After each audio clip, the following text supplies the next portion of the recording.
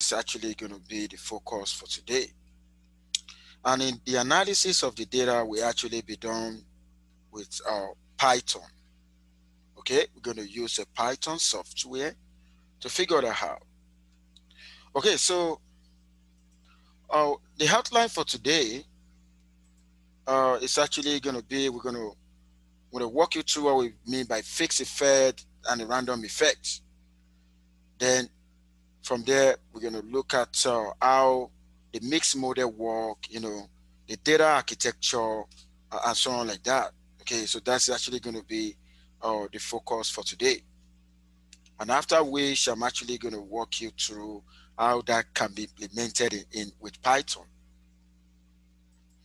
Okay, so like I said, that is what we're going to do. Now to the mixed effect regression. Now, before I talk about the mixed effect regression, I think I need to first tell you what we mean by, to review what we did in the linear regression model.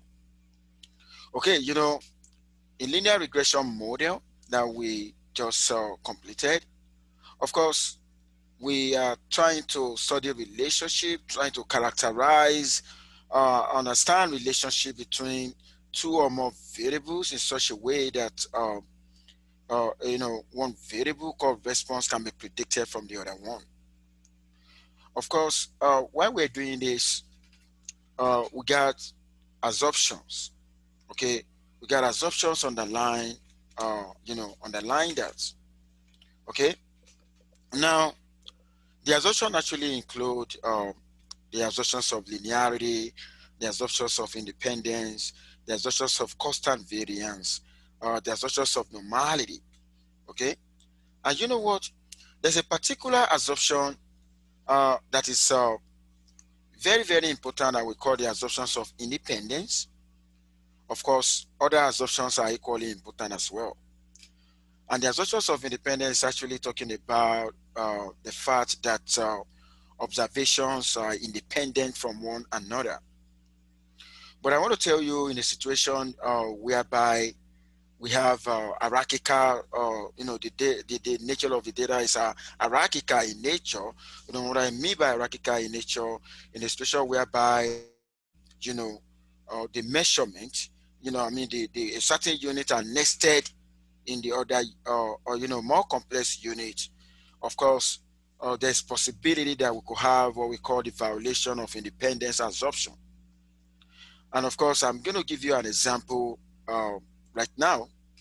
For instance, maybe uh, uh, we have group of patients that are being seen by a particular doctor. What I'm putting right here is more or less like we got 6 patients that are being seen by a doctor. And maybe probably we got another one. That's another doctor, okay, seeing 4 people.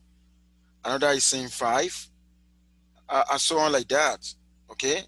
Now, let's assume that this actually happened in a particular clinic, okay, where different doctors are actually seeing a group of patients.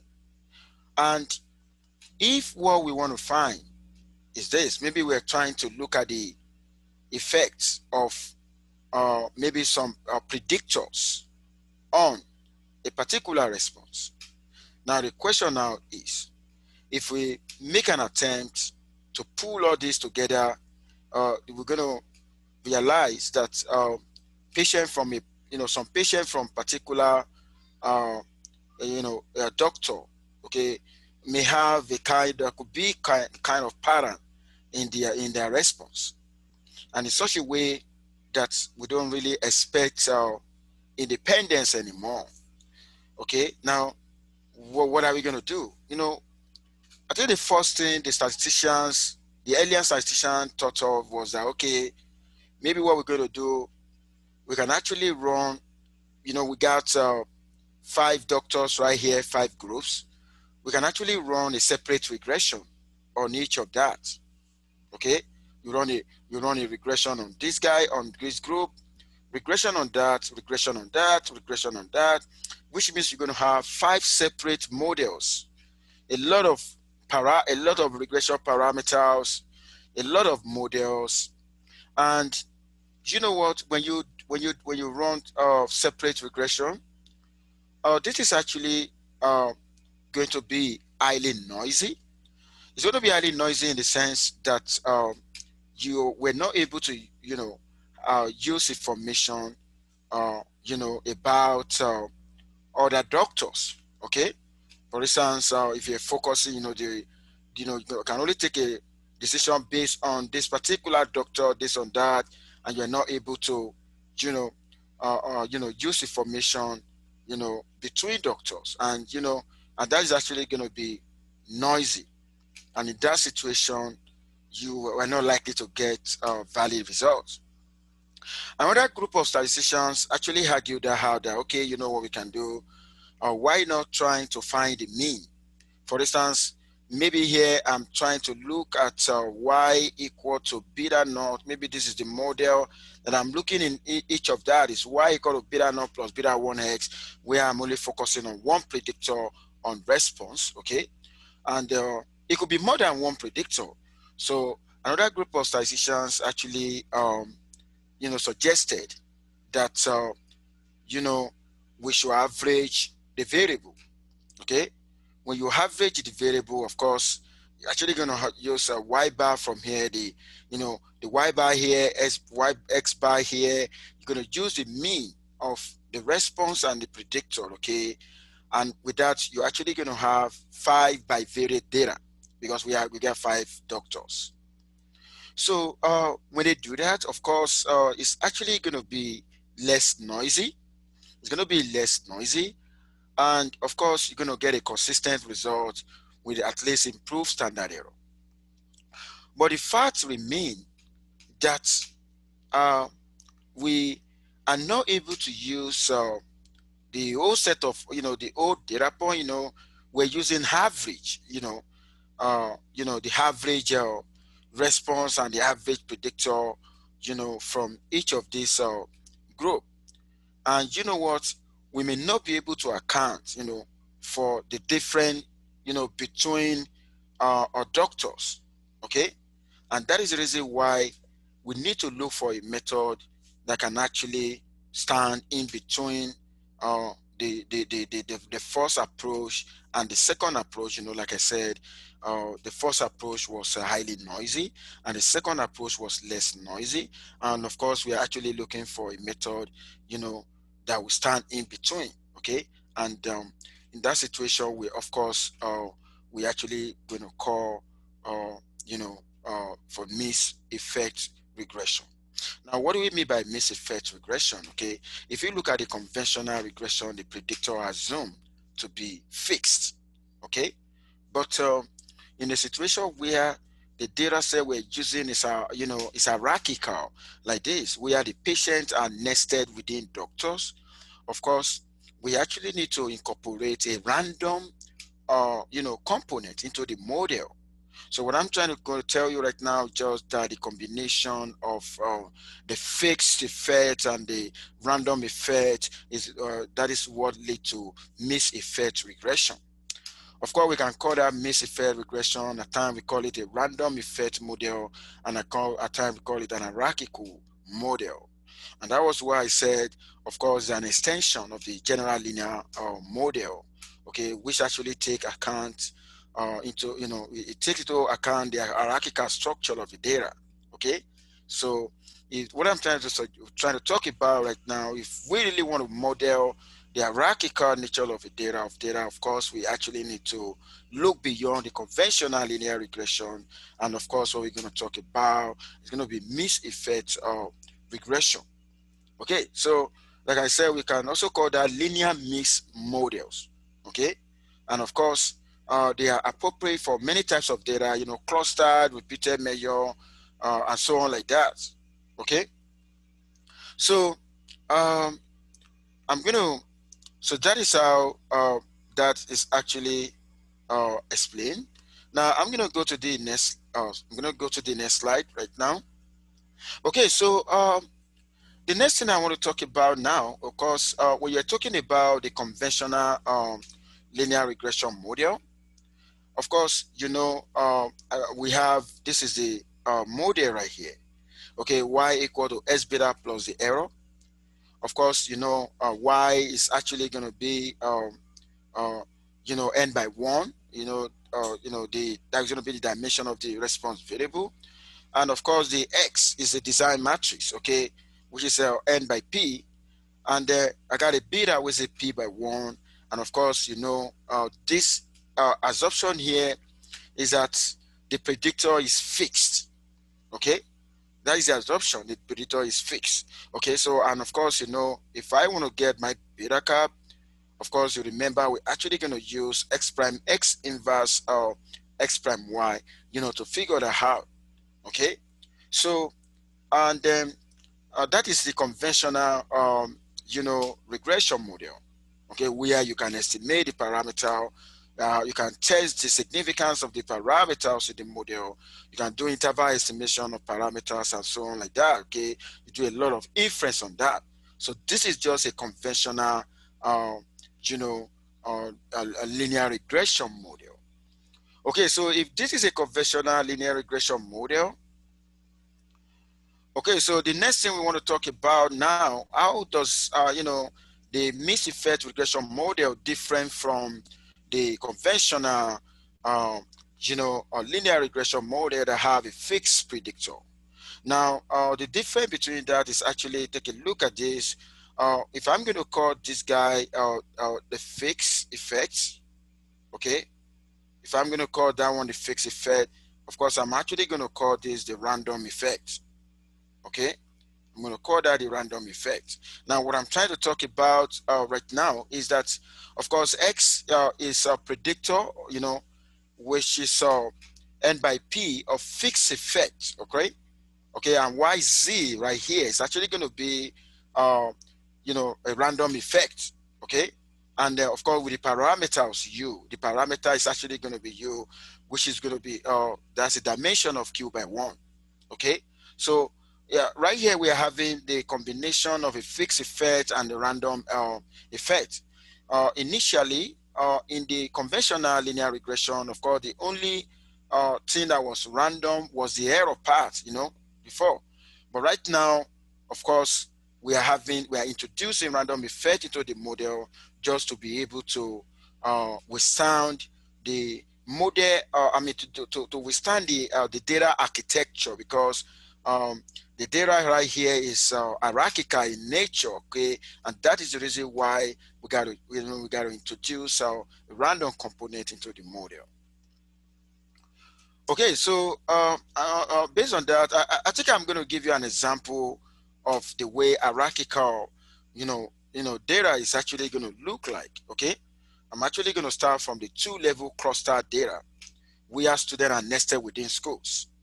The example that I cited the other time, I think I actually use situation where patients are nested within doctors.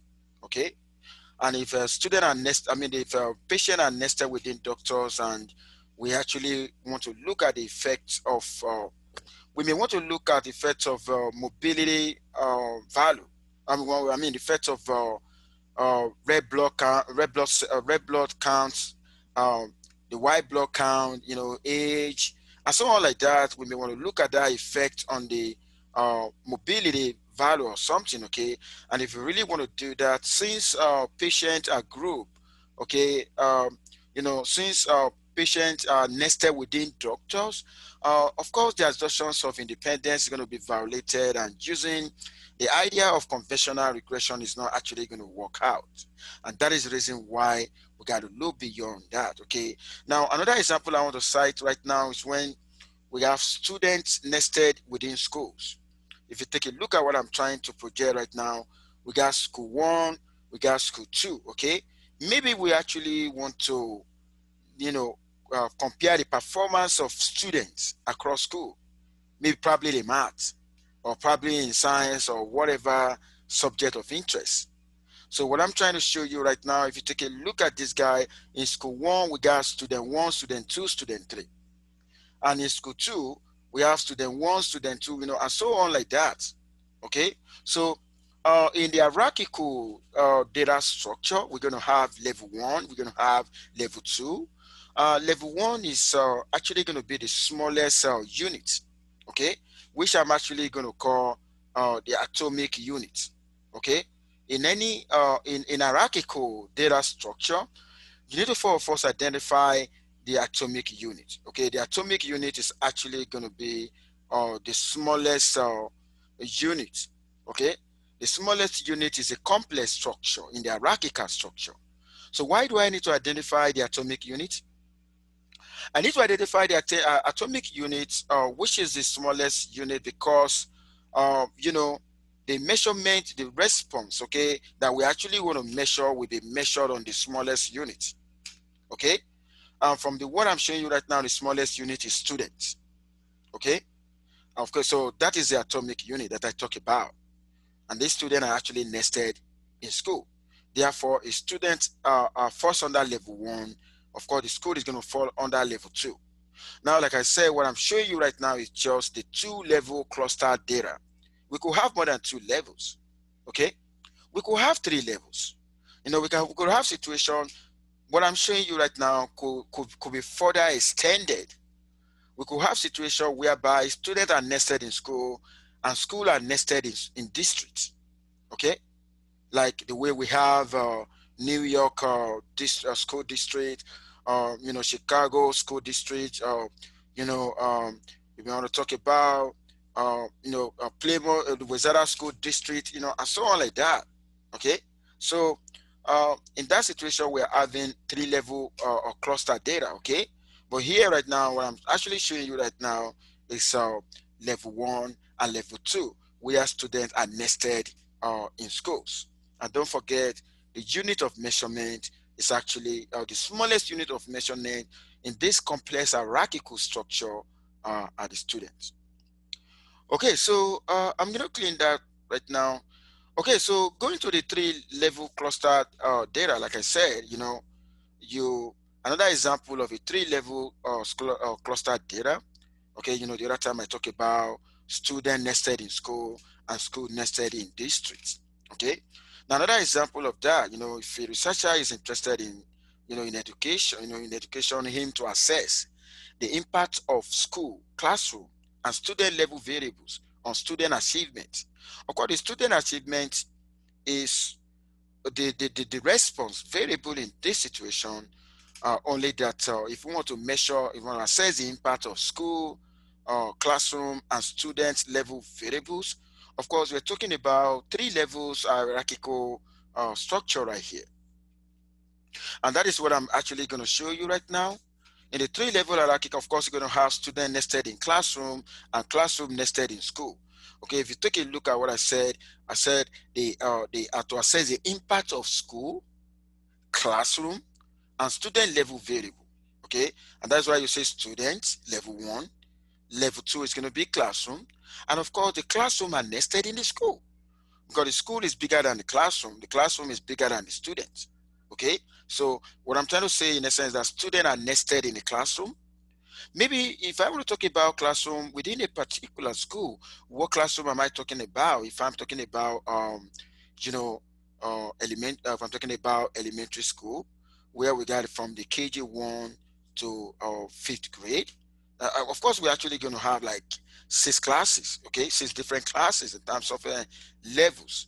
And if I want to talk about, probably I want to talk about high school in the United States, we got from ninth grade to probably the 12th grade, so stuff like that. Of course, I could represent my class by, by grade, okay, by the grade level. You see what I mean? So all what I'm trying just to talk about right here, students are nested in the classroom, and the classroom are nested in school. And in this situation now, of course, we got level one, level two, and level three. Okay, and that is this is an example of that hierarchical uh, data structure. And of course, you cannot use the conventional regression, to figure out or to, to characterize and predict, one particular response variable from the certain predictors. Okay, now the next thing I want to talk about right now, I want to talk about random effect in a linear mixed model. Now, like I said, I show you how to incorporate the random effect into the model the other time. Of course, what we're going to do right now is the random effect will come in two ways. Want to talk about random intercept and want to talk about random slopes. Okay. Now, because of that, I'm actually going to for define what we mean by fixed and random factors. Okay. And according to West and Gatek 2015, of course, they actually provided good definition of fixed effect and the random effect. Okay, when we talk about fixed effect, if you look at what I talked about the other time, where I said that y equal x beta plus zu plus the error term, where I call this fixed, I mean the random and this fixed. Okay, now the question now is, when I say fixed effect parameters, I'm referring to beta. Okay, now that describes the relationships of the covariate, of course, to the dependent variable for an entire population. Okay, that is what this beta is actually talking about. And if I want to talk about the random effect, of course, we are actually talking about specific to clusters of subjects within a population, like according to West and Gatek 2015.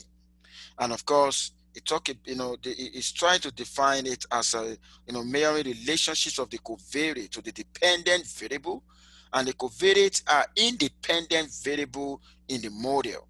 Okay, so this is how to actually define the fixed factors and the random factors that we actually uh, you know that we're going to have in the model. Okay, so the next thing that we actually want to talk about now is um, what are the examples of the fixed factors we can talk about? What make variable to be fixed? Okay, we said we're going to have like fixed factors. We're going to have random factors. So the fixed factors, you may want to you want to maybe you want to study the effect of maybe sex or gender, or your predictor variable could be categorical in nature. You could have some treatment and so on like that. They are actually fixed, because fixed in the sense that that is a possible factor you can talk about. Okay, they are fixed. Okay, the possible number of them, and that are actually using them. Okay, but the random factors on the other hand, okay, they are the classification variable. Okay, that the unit of analysis is grouped under. You remember the other time when I was talking about doctors, where patients are group, are nested in doctors, students are nested in classroom, and classroom are nested in schools and stuff like that. Of course, we're going to be referring to that as be random. Treat that as being random. And that was why I said this factor can also be thought of as a population, okay, where the unit measures were randomly sampled from. So the idea now is just that when I'm talking about the random factor, we believe that the random factor, we're not using all the possible factors. So what we just do, we just sample. Okay, we sample from the available factors, and that's what make them to be random factor. But if I want to talk about a fixed factor, of course, fixed factor is more or less okay. Those are the possibility of the factors that I have. I don't sample from them. I'm using entirely, and I'm using all the factors available. Okay, that I think that is available to have the connection to what I'm talking about. Okay, now I want you to be able to see the difference between the random intercept. When we're talking about mixed modeling, okay, of course, we could talk about the random thing there could be random intercepts, and the random thing there could be random intercept and slopes. So I'm just trying to tell you right now that there are different kind of mixed effect model. Okay, there are different kind of them. Okay, we could have situation where we actually want to make the intercept to be random, and we could have situation whereby we're gonna make both the intercept and the slopes to be random. Of course, what I'm trying to show you right here is a situation where I'm trying to make the intercept to be random. Okay, And that is the reason why you can see different kind of parallel lines, okay, that have different intercept. You can say y1, y2, y5, y3, y4, okay, and you can actually see the mean of the group. Okay, you see the mean of the group, which is actually that one. Okay, so here we have a random intercept, and of course in the B part we are actually having situation where the both slopes and intercept are random in nature. So we got to think about which one we're going to use at the end of the day. Okay, maybe you want to make your intercept to be random, or you want to make your slope to be random, or you want to make both to be random. So what I'm just trying to show you right now is just you know the scatter diagram between two variables, the response and in the response and the predictor variable when uh, when we have an hierarchical data structure. And of course the first one here, which I call the A part, is a situation whereby I'm making the intercept to be random, and the B is when the both intercept and slopes are random. Okay, so if that is actually going to be the case, I'm actually going to move.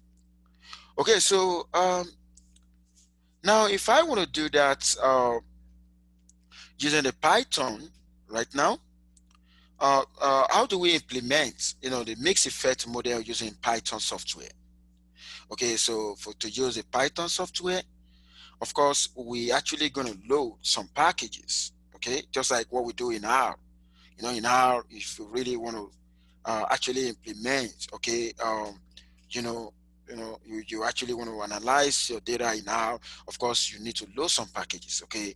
So right here in Python, we're going to load some packages like pandas, like recipe, stats model, scipy stats, and so on like that. They need to be loaded, okay. But you know what? Uh, Based on what I want to do today, I think loading. I'm not going to load all of that. What I'm actually going to load is start models. Okay, that is going to be enough for me. You're going to do the job. Okay, so if that is going to be enough for me to do the job, now the question now is what kind of data do I want to use today?